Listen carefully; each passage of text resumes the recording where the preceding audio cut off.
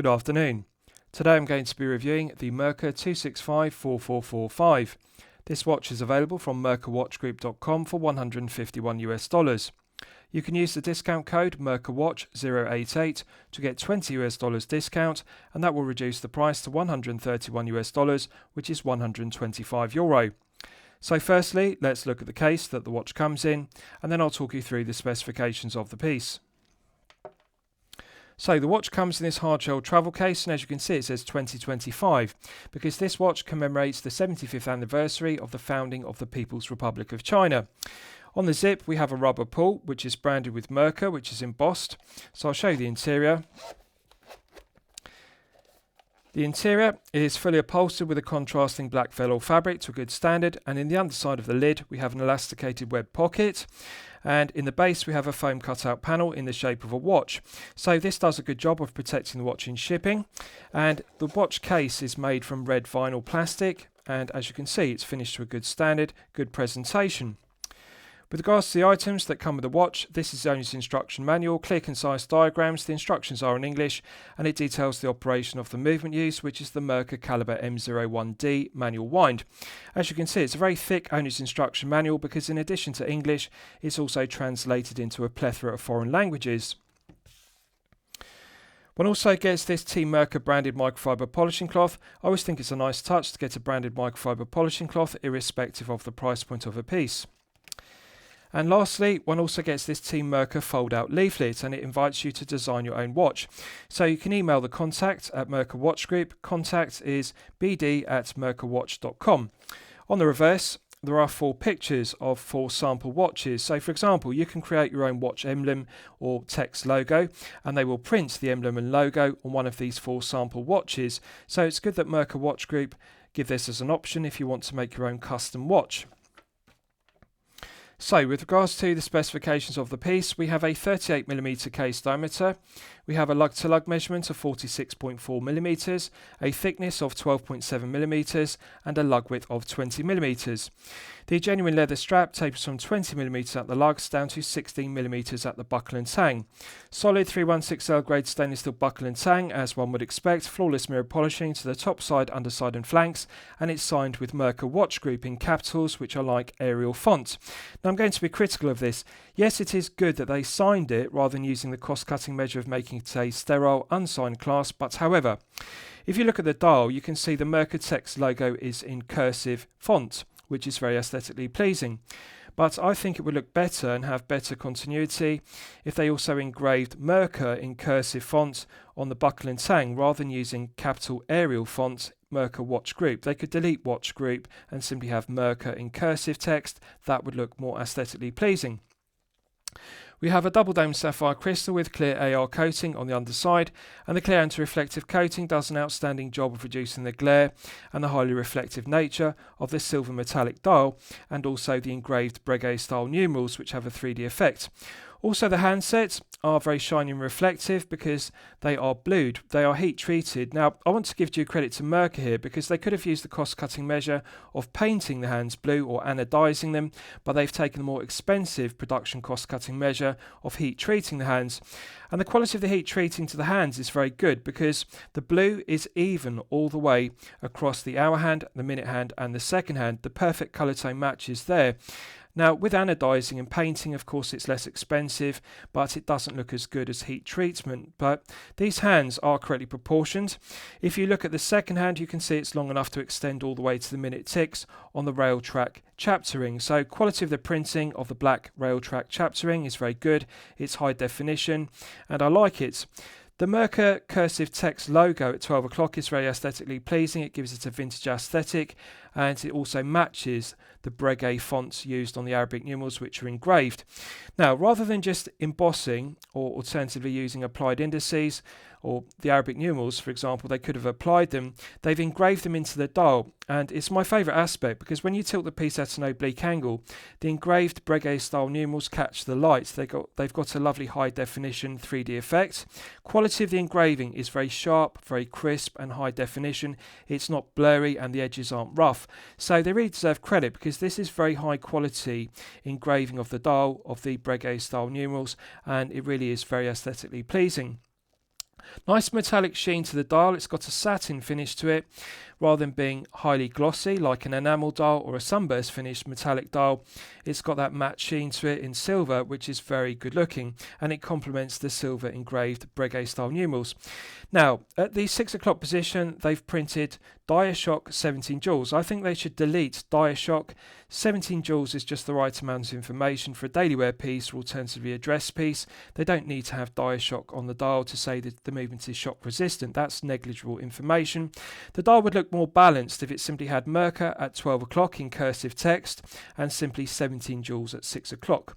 But I like the symmetry of the dial with the absence of a date complication. The large Arabic numerals, which are Breguet style, are very aesthetically pleasing, correctly proportioned, and the rail track chaptering is clearly legible. The second hand extends all the way to the minute tick. So the proportions of the handset are correct, and I like that they're heat treated blue rather than painted blue, alternatively anodized. Now, with regards to the double dome sapphire crystal, I like that it has a low profile, as you can see, and it does add interest to the dial. It gives it a vintage aesthetic. The bezel is solid 316L grade stainless steel, and as you can see, it's a stepped bezel. We have a groove, which is like Art Deco style, and it does complement the aesthetics of the Breguet style numerals and the blued handset. It really does give the piece a vintage aesthetic like an Art Deco piece, and I think it looks very aesthetically pleasing rather than just using a flat bezel or alternatively a domed bezel. This one with a groove in it has a nice 3D effect. Quality of the mirror polishing is flawless, and I like the way the double dome sapphire crystal projects above the bezel. With regards to the finishing to the head of the piece, it's solid 316L grade stainless steel, mirror polish to the tops of the lugs to a flawless standard, and that contrasts with the longitudinal brush satin finishing to the flanks. Beautiful luster to the brush satin finishing, nice fine grained finish. Pierced lugs is good because this strap has quick release spring bars, but if you want to exchange it for a strap with standard spring bars, it's good to have pierced lugs because that means it's easy to depress the spring bar and remove the strap. It also gives it a vintage aesthetic having the pierced lugs. On the crown guard side, there is also beautiful luster to the longitudinal brush satin finishing to the flanks, no sharp edges to the undercuts to the flanks, and the corners of the four lugs do not have sharp corners, so every facet of the head of the piece has been deburred and chamfered to a good standard. Nice crisp sharp edge to the top edge of the case, which marks the transition between the mirror polished tops of the lugs and the longitudinal brush satin finish flanks. The crown is solid 316L grade stainless steel, signed with a Merkur M emblem. Low profile, the coin edge finishing is very high definition, and a nice chamfer to the tips of the teeth of the coin edge teeth, so it's grippy and tactile, correctly proportioned, but it doesn't feel sharp, so it does feel pleasant to manually wind, alternatively set the time. The push-pull crown provides an effective hermetic seal to 50 meters, which is perfectly acceptable for a daily wear piece or alternatively a dress piece. This isn't a dive piece, so 50 meters is enough water resistance. So let's test the push-pull crown execution. So as it's a push-pull crown rather than a screw-down crown, when it's closed, you can manually wind the Merkur caliber M01D to its maximum 42-hour power reserve. Nice firm resistance to the mainspring. You can feel the tension in the mainspring gradually building up to its maximum 41 hours. Proportion of the crown is good. Feels very grippy and tactile with the coin edge finishing. And I like that it's not too large in proportion. It doesn't project too proud on the right hand flank of the case. So it looks correctly proportioned for a 38mm head of the piece. Pulling it out to the first click position is the time setting position. And now, as you can see, the negative of the Merkur caliber M01D is it does not hack. If you look at the second hand, you can see we're now in the time setting position, but it does not hack. So therefore, it's not possible to set the time precisely to the second. That is something I want you to be aware of. If you like movements that hack, if you like to set the time precisely to the second, that isn't possible with the caliber M01D. The second hand continues to run, even though we're in the time setting position. That is just something one has to live with a caliber M01D. Feels smooth clockwise and anti-clockwise when you cycle through the 12 hours to set the time. Now it does have some backplay. That's a characteristic of the caliber M01D. For example, when I rotate the crown clockwise and anti-clockwise, the minute hand doesn't immediately move. It remains static. So you have to take up some slack. That's something you have to become accustomed to. The gearing does feel low friction. It meshes very well. Feels nice and robust. Feels like a solid caliber. But you just have to get used to taking up the slack. there is some significant backplay in the movement. So you just have to rotate the crown clockwise or anti-clockwise more than you would be used to. For example, more than a Seiko NH35A, which you will all be familiar with. But once you become accustomed to it does feel very smooth to set the time. Pushing it back in, it's got a nice positive click, and that reinstates the 50 meters of hermetic seal. So 3 Hz sweep. Now, subjectively, I'm going to say I dislike the stutter or judder of the 3 Hz sweep of the second hand. I prefer movements that run at 28,800 vibrations per hour with a 4 Hz sweep, because a 4 Hz sweep has a smoother sweep to it. This runs at 21,600 vibrations per hour or 3 Hz, and one has that characteristic stutter or judder rather like a Seiko NH35A, but this is subjective. For the majority of collectors, they're not going to mind the stutter or judder of the 3 Hz sweep, but that's something to be aware of. So the main negative is the lack of hacking, but again, this is subjective. For the majority of collectors, they might not mind the lack of hacking. Right, so let's look at the strap in detail. So, genuine leather strap. On the top side, it's grey, which is very aesthetically pleasing because it contrasts it complements the metallic silver dial. It's got a textured finish to it in a grid formation, contrasting white stitching. It's actually grey stitching around the perimeter. It's done to a good standard. Plenty of holes. The strap will fit from a 6 to a 7.5 inch wrist size. On the underside, it's very well finished because we've got a contrasting tan tone leather to the liner, and it's also embossed with genuine leather and the taper 20-16. Good quality stitching, and it's nice and smooth, so it feels very comfortable against the wrist. It does feel stiff. It's thicker at the spring bar end, but down at the buckle and tang end, it feels more soft and supple, but I am confident with daily wear it is going to break in and become very comfortable. Now, on the buckle and tang side, it's very well finished as well because we have Merkur's text logo embossed. But again, there's a lack of continuity because this Merkur text logo is embossed in capitals in Arial fonts. They should have used the same cursive font as used on the dial and on the buckle and tang. So we've got 3 different fonts because we've got one font here on the strap for Merkur, a different font used on the buckle and tang for Merkur Watch Group, and then we've got a different font used for the Merkur cursive text logo.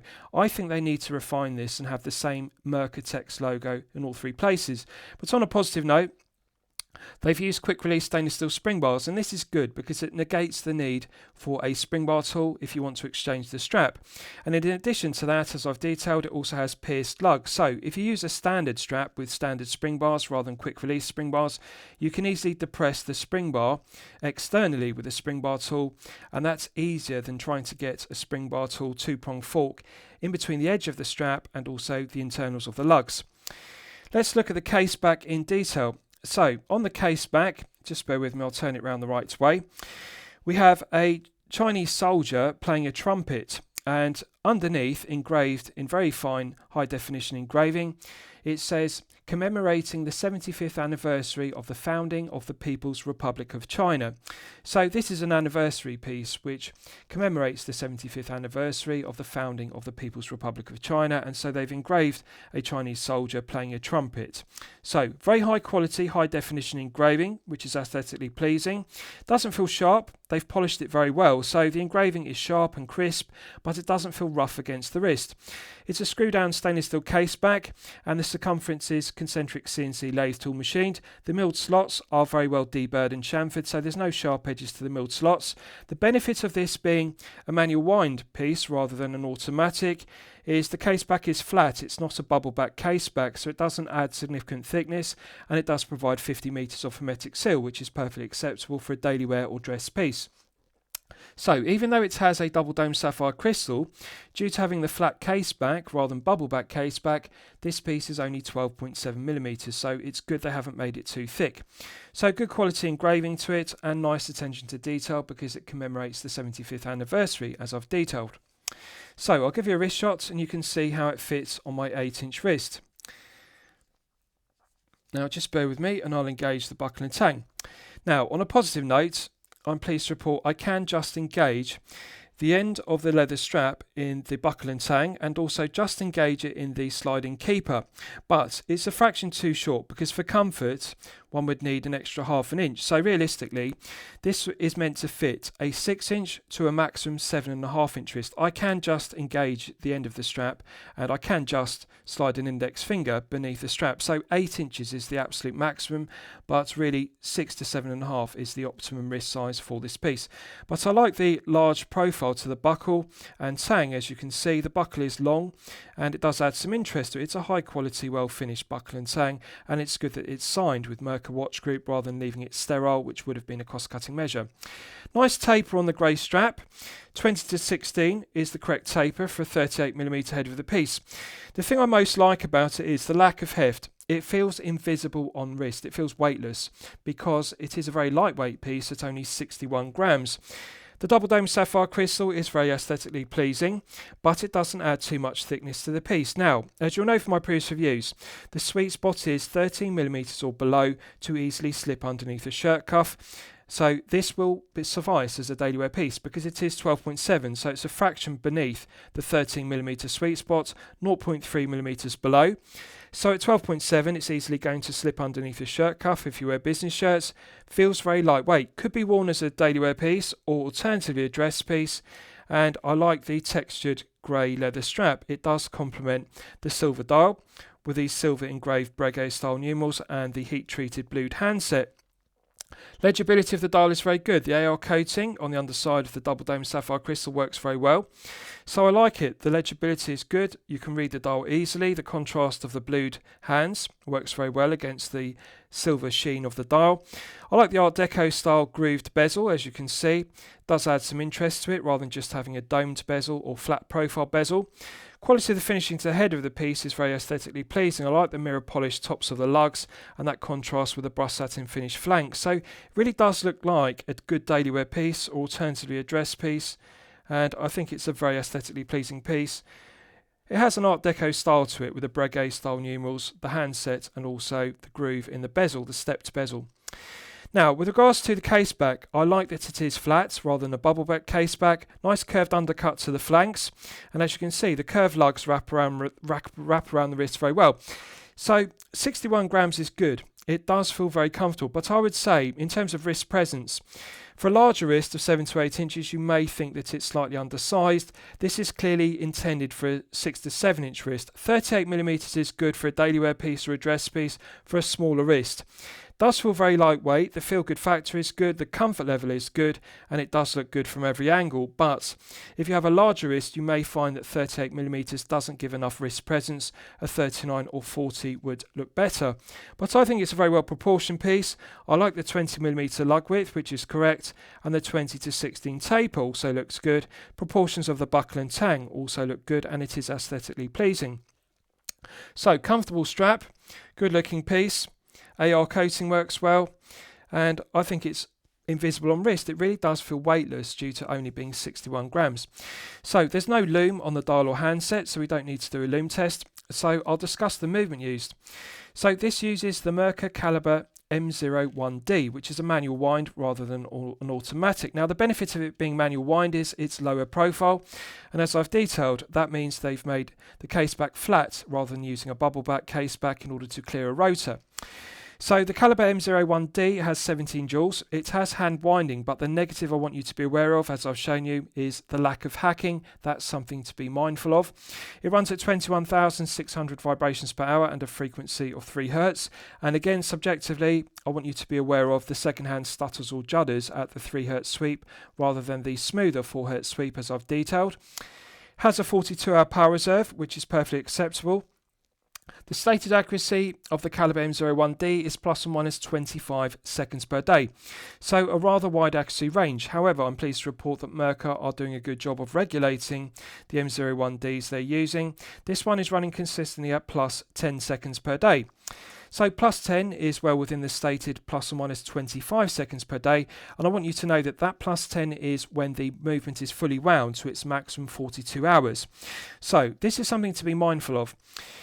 The caliber M01D manual wind movement performs best, like all mechanical movements, when it's fully wound. So when it's fully wound to its maximum 42 hours, you can get the best accuracy, and this one is running at plus 10 when it's fully wound. However, When they deplete power reserve, when the mainspring unwinds and exhausts, basically what happens is the less power reserve you have, the accuracy tends to run out. So, for example, when it's fully wound, it's plus 10. But when you get down to under 12 hours per day, for example, then it could be plus or minus 25 seconds per day. So the negative is it's not a very accurate movement. When it's fully wound, it performs very well. And yes, it is acceptable. Plus 10 is acceptable at 42 hours. But in reality, if you wear this piece daily for 8 to 12 hours per day, it's not an automatic, so you can't wind it by wearing it on your wrist to keep it topped up. You have to manually wind it. 40 clockwise turns is enough to fully wind it. When the mainspring is fully exhausted, that will wind it to its maximum 42 hours, and then it will perform at plus 10, for example. But often when you're wearing it for 8 to 12 hours per day, it will be running, for example, between 8 hours and 20 and 24 hours of power reserve, and therefore the accuracy could typically be plus or minus 25 rather than the more accurate plus 10 when it's fully wound. So it's something to bear in mind. It's not a very accurate movement, but on the positive note, it's a very robust, reliable, well-proven workhorse caliber. So reliability is good. The build quality, quality control, materials and finishing are all good. And there are no problems with the manual winding. It's very reliable. The negative is it doesn't hack, but the accuracy is the main concern, plus or minus 25. So it's not a very accurate movement. Reliability is good, build quality is good, and the quality control is good. So, last I'll summarise the piece. What do I think of it overall? Well, when I'm considering reviewing a watch on my channel, the watch meets two criteria. It should be both excellent quality and excellent value at the respective price point. So as I've detailed, $151 US, you can use the discount code Merkur Watch 088. That will reduce it by $20 US to $131 US, which is €125. So low tier piece, €125. I'm going to declare it excellent quality, but I'm going to declare the value as okay. I'm not going to say good value or excellent value because at €125, this does have some stiff competition from other low-tier Chinese brands. I think Merkur Watch Group need to reduce the price point below €125, and then I would upgrade the value from being okay to good or excellent. But the quality is excellent. Quality of the finishing and also the movement. The manual winding works well, the time setting works well, case back is beautifully engraved, good quality leather strap on it, and I like the double dome sapphire crystal, good clarity to it, AR coating works well, the heat treated blued hands are very well done, the high definition engraving of the Breguet style numerals is exceptional, it's very sharp and crisp, so excellent quality, no sharp edges to it, no burrs, the quality control, the build's quality, materials are all good. It just needs to be reduced in price in order to make it good or excellent value, but quality is excellent. So I'm going to recommend it to you for consideration. I hope you've enjoyed my review of the Merkur 265-4445. Please feel free to post your own comments below the video. Thank you for watching.